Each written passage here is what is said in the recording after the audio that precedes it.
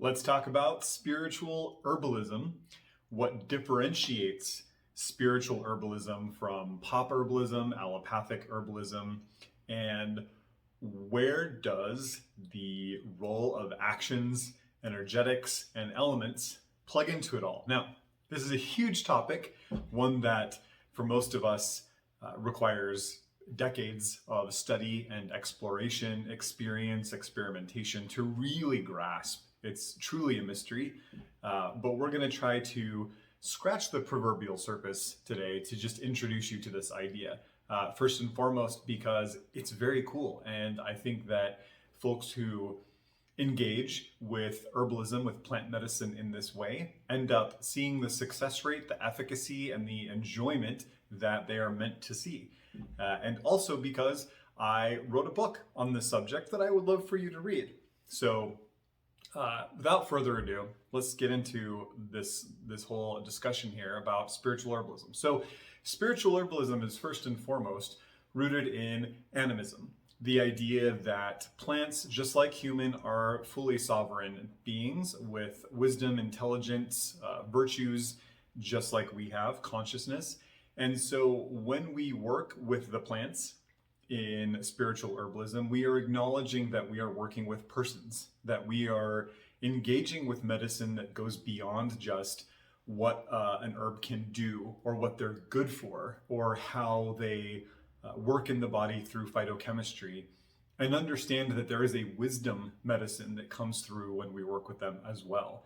So we're getting, of course, all of the benefits that come from ingesting any kind of herbal material, but we also understand that there is another kind of medicine that's delivered through the medium of whatever we're taking, a tea, a tincture, a capsule, topicals, whatever.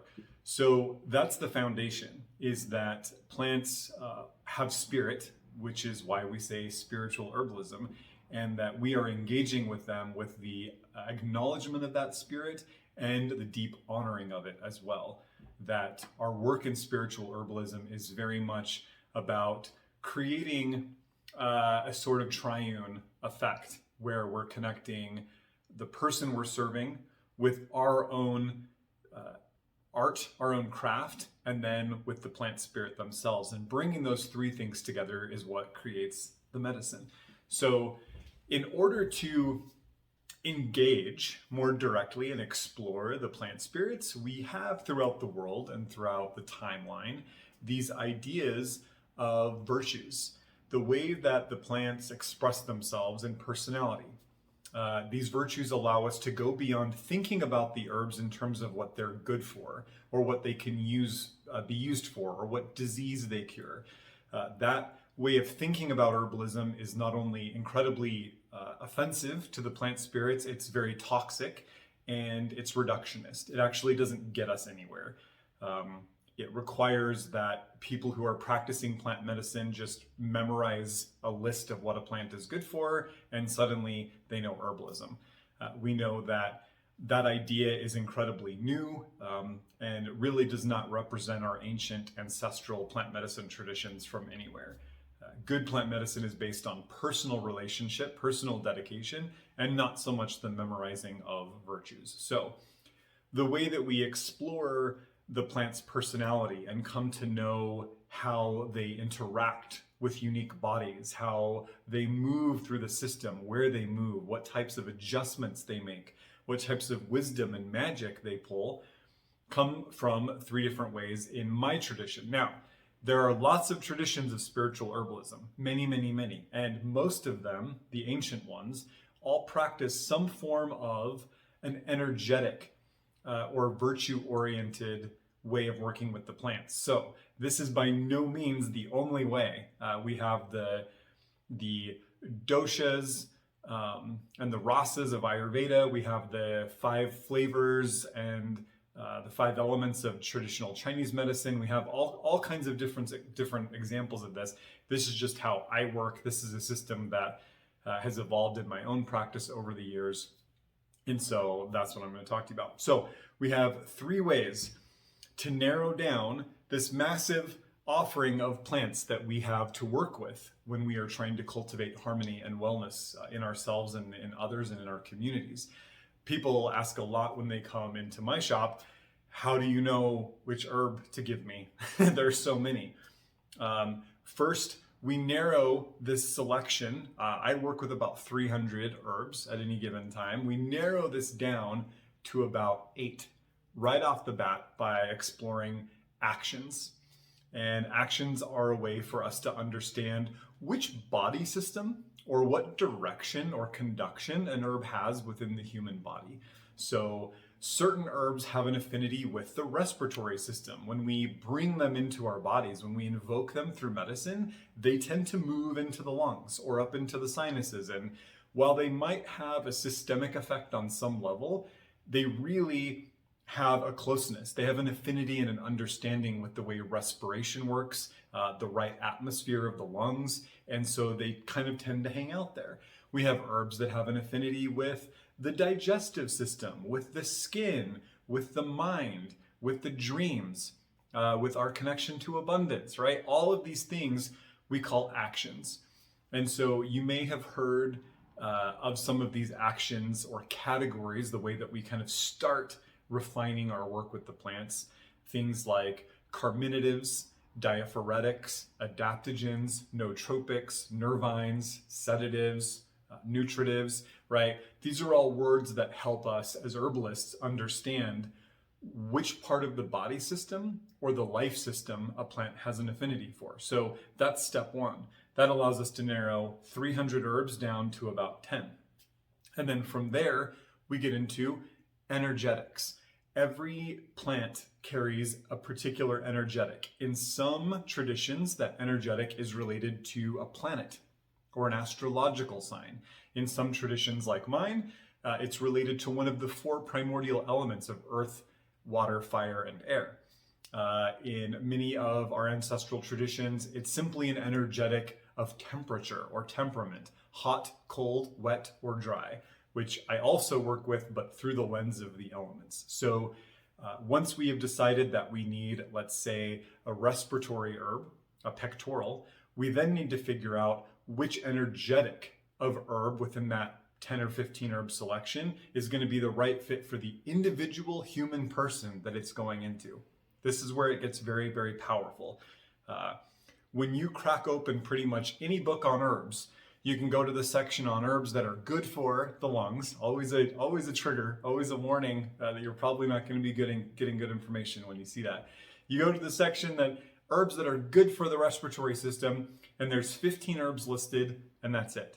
And so you're like, oh, do I take all 15 of these herbs? Do I just pick the 2 or 3 that maybe grow in my backyard, or the ones that I have in my cupboard right now? Or these are just the 15 I have to work with? No, this is just the beginning. And actually, if you choose the wrong herbs out of that list of 15, you can actually make the problem worse, because all of those 15 herbs are driving into the lungs. And if they're not bringing the right energetics, they could be driving into the lungs and pushing a disease state deeper into the tissue, or aggravating it, or prolonging it, or moving it into a different part of the body. So we need to make sure we get this right all the time. So the energetics, hot, cold, wet, dry, earth, water, fire, air, these allow us to understand, once that herb moves into the respiratory system or the digestive system or wherever it moves, then what? What will its personality be like? How will that particular plant unfold their wisdom medicine within the body once they land? How will their presence, because we are invoking them into the body through the medicine, how will their presence in that space change things, right? We all know that we can be around certain people and in certain places that affect the way we feel. Some things anger us, some things calm us, some things make us laugh. They invoke reactive states from us, right? And the plants do exactly the same thing. So we need to move from the action category into the energetics category and figure out which energetic we need. If the person is dealing with a wet, boggy, rattly cough, there's a lot of phlegm coming out that's very clear, the nose is runny, the eyes are glossy, the skin has become soft and cool, the pulse feels very deep, then we know that adding a respiratory herb that also tends to bring kind of a damp, cool quality is actually going to make things worse for this person. What we want to do is invite an herb in that knows how to warm the lungs up, get them stimulated, fire them up a little bit, and dry them out. Dry out all of that phlegm, all of that mucus that's built up, make it easier for the body to get rid of it one way or another. So that's just a very, very cursory example of how this works. And from there are endless numbers of nuances that we have to understand both intuitively and through years of experience. So we have actions, and then we have energetics, and finally, in my practice, we have elements. So we're also looking at the unique constitution of the person who we are putting the herbs into. With the energetics, we're looking at the disease state. How is it presenting? What is the body showing us? We're always trusting the body, right? From there, we also have to consider, what is this person's unique version of normal? Are they more of an earthy type? Or are they more of an airy type? Do they carry more water energy? Are they more of a fire personality? What's their version of normal? What combination of the four elements is them at their most harmonious, their most comfortable, their most strong and powerful? We have to think about that because the herbs that we introduced into their body will nudge them either closer towards their unique version of center or further away from it. And this is where really good herbalism, this is where the seed hits the soil of somebody being able to understand the way the disease is expressing itself versus the nature of the person at their core, and how to invoke the right plant spirits to help reconcile the disease state while nourishing that person's own virtues, their own sense of harmony, their own sense of self. So it's very complicated, but at the same time, it's incredibly intuitive and graceful and beautiful, filled with nuances, endless numbers of angles, ways that we combine different herbs to work together in a formulation and in a protocol to overlap and become more than the sum of their parts. And because we are practicing spiritual herbalism, there is a great deal of a spiritual acknowledgement of this process. We are understanding that as we work on somebody's lungs, we're also working on somebody's breath, their ability to give to the world around them and receive from the world around them, their ability to have a sense of control over their autonomic nervous system, their sympathetic and parasympathetic states. We understand that when we heal or correct or harmonize something within the body, the entire life narrative around the person also shifts. The medicine is not limited to tissues. In fact, it is not limited at all. Because we don't look at the medicine as something that is good for, or cures, or treats, or is used for, rather we look at the medicine as a way to deliver the spirit, the virtue of a plant into somebody's life, and we watch as the effects ripple out from center infinitely in every direction. So, a tiny little introduction to what spiritual herbalism is, the way I practice it. If you're interested in that, I would love for you to pick up a copy of my book. It's called Spiritual Herbalism, The Magic and Medicine of the Plants, by Josh Williams. It is released through Aeon Publishing in the UK, but it is available wherever you buy your books. 2, I will invite you to come join us on The Grove. This is a membership platform online. We have weekly advanced lessons, tons of courses that are included that you can take at your own pace. We offer premium herbalism, spiritual herbalism classes throughout the year. Vibrant community, super cool stuff, access to all of our events and our workshops online and everything. I'll put a link in that down below if you want to come check that out. And if you have any questions, of course, leave me a comment or reach out to me through email or DM, and let's talk about the spirit of plant medicine.